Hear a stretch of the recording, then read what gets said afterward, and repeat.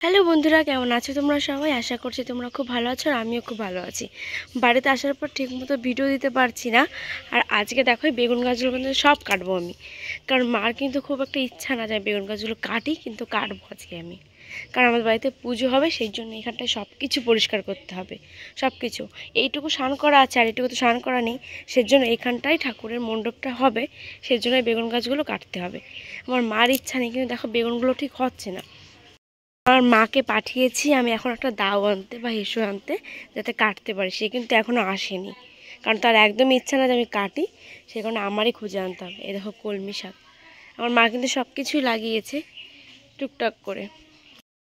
এই দেখো বন্ধুরা, আমার মা যে শাকগুলো কেবল তুলো সেগুলো ধুয়ে নিয়ে এসেছে, এখন রান্না করবে।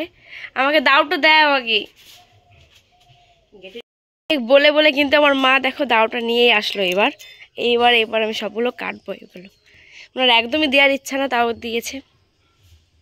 ফাইনালি আমাদের গাছ কিন্তু কাটা হয়ে গেছে, বেগুন গাছ। মা কিন্তু রেগে চলে গেছে।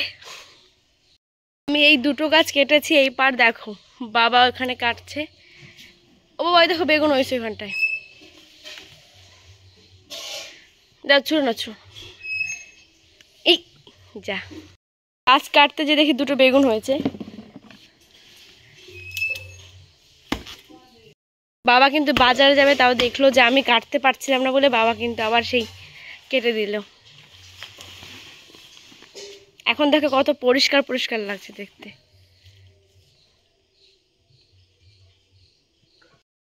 দেখো বন্ধুরা, আমাদের সব গাছ কিন্তু কাটা হয়ে গেছে। অর্ধেক বাবা কেটে দিয়েছে আর অর্ধেক আমি কেটেছি। আর এইগুলো এখন সব পিছনে নিয়ে যেতে হবে। তারপর এই টবগুলোয় পাঁচিলের এখান থেকে রেখে দেবো, দেখতে সুন্দর লাগবে। আর এখানে ভালো করে ঝাড়ঝুড় দিয়ে তোমাদের সাথে আবার দেখা হচ্ছে। আমাদের কিন্তু সব পরিষ্কার করা একদম হয়ে গেছে। এখন কতটা সুন্দর লাগছে দেখতে। এই দেখো পুরো জায়গাটা পরিষ্কার হয়ে গেছে, আর এখানটা একটু লেপতে হবে, কারণে কিন্তু সুন্দর লাগবে দেখতে। সকালবেলাকার খাওয়া দাওয়া আমাদের হয়ে গেছে, শুধু মা খাচ্ছে। মা সবার লাস্টে খালো, আমাদের খাওয়া দাওয়া হয়ে গেছে। আর দুপুরবেলা রান্না হয় ফ্রাইড রাইস আর আলুর দম।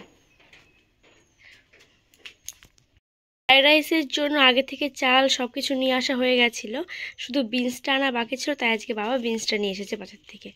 আর কিছু টমেটো আলু নিয়ে এসেছে, আর টুকিটাকি যে সবজি লাগে সেগুলো নিয়ে এসেছে।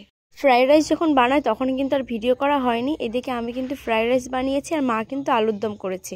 ফ্রাইড রাইসের সাথে কিন্তু মাংসটা খেতে ভালো লাগে, কিন্তু মা মাংস খায় না, সেজন্য কিন্তু আলুর দম করেছি।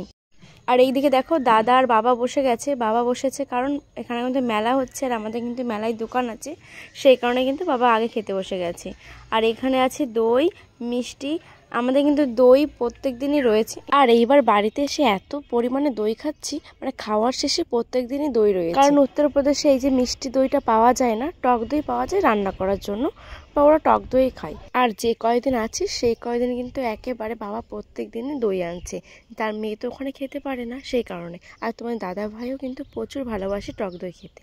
আর এদিকে মা দেখো আমাদেরকেও বেড়ে দিল ফ্রাইড রাইস আর আলুর দম।